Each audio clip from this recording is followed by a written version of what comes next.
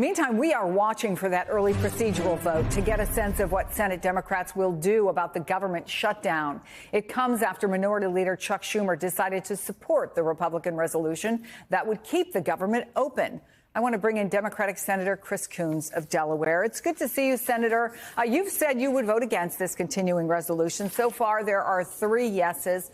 Chuck Schumer, we knew for a while that John Fetterman was a yes, and just within the last hour, Catherine Cortez Masto. Has what Senator Schumer has argued made you rethink at all? No, Chris, I'm still a no vote on this full-year continuing resolution. But frankly, Chris, we should take a moment and focus on what unites every Democrat in the Senate and every Democrat in the House. As we have spent this week fighting over this continuing resolution, written by Republicans only, that is a dirty CR, not a clean CR, Republicans have continued to make progress on their plan to slash Medicaid in order to fund tax breaks for billionaires. That's what happens next. When we come back into session, they're going to be moving ahead on their budget plan that will spend trillions of dollars on tax cuts for billionaires, partly funded by slashing assistance like Medicaid that helps families with disabled children, that helps folks who are in treatment for mental health or substance abuse issues, that are in memory care or elder care. It's going to hurt lots of people across our country. And that's the real goal of the Republicans in this Congress. The fight we're having today over exactly when and how we will keep the government open is tiny compared to that fight with Republicans that unifies Democrats. I understand what you're saying, but it's clear that members of the House are extremely unhappy, that they feel blindsided by the announcement by Chuck Schumer. I'm sure you heard, we just saw the Minority Leader Hakeem Jeffries with some harsh words, a statement by former Speaker Nancy Pelosi, and of course other members who have decided to vote no, many of them along with you. Has Chuck Schumer hurt himself with his caucus, and has he hurt the Democratic cause? Look, Chris, rather than focusing on any disagreement or division in my caucus and challenging or questioning Leader Schumer, today what I'm focused on is talking with my colleagues in the Senate, Democrats, about what is the biggest issue, which is the ways that President Trump is breaking the law, that Elon Musk and Doge are tearing through federal agencies that are critical to delivering services to our communities and our people, and the bigger plan that Republicans are moving forward unanimously to cut Medicaid and to provide tax cuts for billionaires. There are, of course, some disagreements over exactly how we got here today, but I think we need to come together as Democrats and show a united front. I am going to vote no on this continuing resolution. I think that's the better path that we should have taken.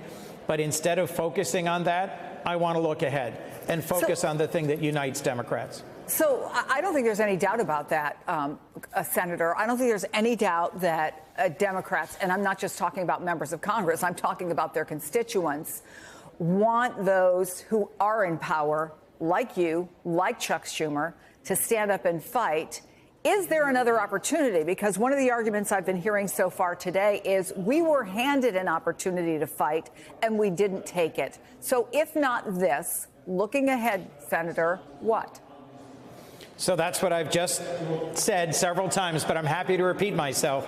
We need to uniformly oppose the efforts by Republicans to impose cuts on Medicaid and other critical life-saving benefits and programs in order to fund tax cuts for billionaires. That's what the next couple of months will be focused on as Republicans jam those bills through the House and the Senate. The next time we will have a shutdown fight or a chance to vote on whether or not to keep the government open will be in September. And between now in March and then in September, what Republicans are focused on is shutting down more federal agencies, laying off more workers, and passing their budget that will cut benefits like Medicaid that millions of Americans rely upon in order to continue tax cuts for billionaires and issue new tax cuts. They're going to break the bank of the federal budget, and they're going to do it by taking away things that tens of thousands of Delawareans and millions of Americans rely on.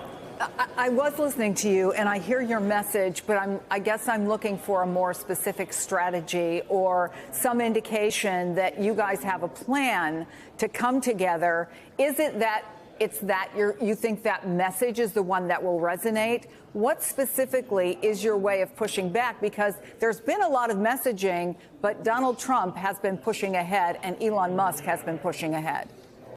What Donald Trump is pushing ahead with is a crazy quilt of tariffs against our closest allies and partners and our biggest trading partners. He's imposing tariffs on the European Union. He just had the Taoiseach, the leader of Ireland, over to the White House to celebrate St. Patrick's Day, and a little bit of tension was visible because he had just announced tariffs on the European Union. Ireland's a member. We recently had visits from leaders from both Canada and Mexico, our #1 and #2 trading partners. From Delaware, our biggest trading partner is Canada. They are one of our closest and most trusted allies. Donald Trump is imposing huge tariffs on Canadian goods, Mexican goods, European goods, putting them on, taking them off, putting them on, taking them off. And we've seen the response in the stock market. It's lost 4% of its value, $7 trillion in just the last 2 weeks. So, Chris, don't look at your 401k. You may not like what you see.